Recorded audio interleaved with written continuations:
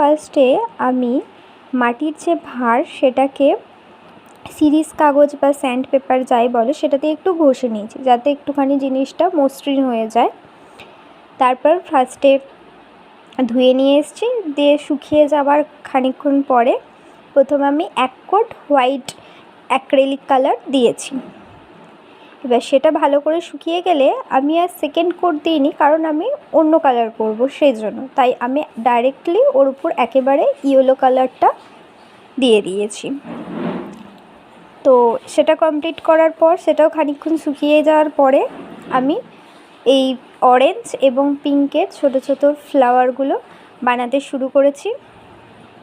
দেখতে পাচ্ছ আমার হাতের কাজ অত ভালো নয়, আমি এই প্রথম ট্রাই করছি।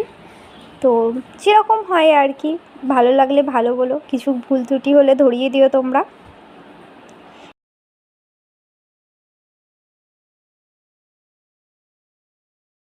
এই যে এটা হচ্ছে ফাইনাল লুক, কেমন হয়েছে সবাই বলো কিন্তু।